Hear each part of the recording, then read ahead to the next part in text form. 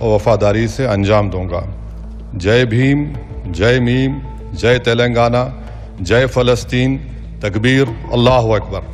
এভাবেই ভারতের সংসদে দাঁড়িয়ে জয় ফিলিস্তিন বলে আওয়াজ তুললেন আসাদুদ্দিন ওয়াইসি। সর্বভারতীয় মজলিস ইত্তেহাদুল মুসলিমিনের প্রধান আসাদুদ্দিন ওয়াইসি শপথ গ্রহণ শেষে ফিলিস্তিনের নামে জয়ধ্বনি দিয়েছেন, আর এতেই তোপের মুখে পড়তে হয়েছে তাকে।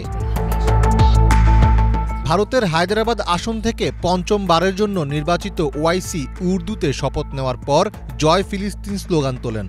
এরপরই বিজেপির এক নেতা দাবি করেন যে বিদেশি রাষ্ট্রের প্রতি আনুগত্য প্রদর্শনের জন্য ওয়াইসিকে লোকসভার সদস্য হিসেবে অযোগ্য ঘোষণা করা যেতে পারে। যদিও শপথ অনুষ্ঠান শেষে ওয়াইসি বলেন, জয় ভীম, জয় মিম, জয় তেলেঙ্গানা, জয় ফিলিস্তিন বলার মধ্যে কোনো ভুল নেই। ওয়াইসি বলেন, অন্য সদস্যরাও নানা কথা বলছেন, এটা কিভাবে ভুল? পারলে সংবিধানের বিধান বলুন। আর এরপরই সংবিধানের বিশ্লেষণ নিয়ে হাজির হন বিজেপির আইটি সেলের প্রধান অমিত মালব্য। সংবিধানের ১০২ অনুচ্ছেদের একটি স্নিপেট পোস্ট করে তিনি বলেন, বর্তমান নিয়ম অনুসারে বিদেশি রাষ্ট্রের প্রতি আনুগত্য প্রদর্শনের জন্য আসাদুদ্দিন ওয়াইসিকে তার লোকসভার সদস্য পদ থেকে অযোগ্য ঘোষণা করা যেতে পারে। টানা পঞ্চম মেয়াদে লোকসভায় নির্বাচিত হয়ে ইতিহাস গড়েছেন অল ইন্ডিয়া মুসলিম ইত্তেহাদ উল মুসলিমিন বা মিম দলের প্রধান এবং হায়দ্রাবাদের প্রভাবশালী রাজনীতিক আসাদুদ্দিন ওয়াইসি।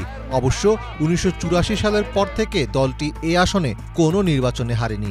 ২০০৪ সাল থেকে গত ৪টি লোকসভা নির্বাচনে ওয়াইসি এই আসনে জিতেছেন। এবারের নির্বাচনে মুসলিম অধ্যুষিত এই কেন্দ্রে ওয়াইসির আধিপত্যকে চ্যালেঞ্জ জানাতে বিজেপির প্রথম নারী প্রার্থী ছিলেন মাধবী লতা। ওয়াইসির বিরুদ্ধে শাস্ত্রীয় এই নৃত্যশিল্পীকে মাঠে নামিয়েছিল গেরুয়া শিবির, তবে অনেক চেষ্টার পরও ওয়াইসিকে থামাতে পারেননি তিনি।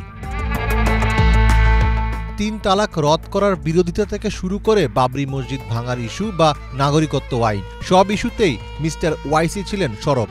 অনেকের মতেই ভারতীয় মুসলিমদের ভবিষ্যতের নতুন নেতার ভূমিকায় আসতে যাচ্ছেন তিনি।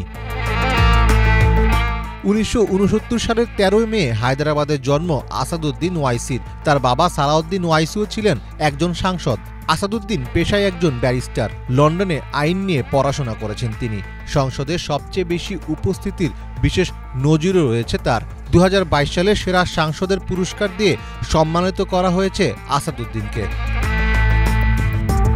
তবে আসাদুদ্দিন ওয়াইসিকে ঘিরে আছে একাধিক বিতর্ক। বিরোধীরা ওয়াইসিকে জিন্নাহর সাথে তুলনা করেছেন, যদিও জিন্নাহর দিয়েই জাতি তত্ত্বের বারবার বিরোধিতা করতে দেখা গিয়েছে আসাদুদ্দিনকে।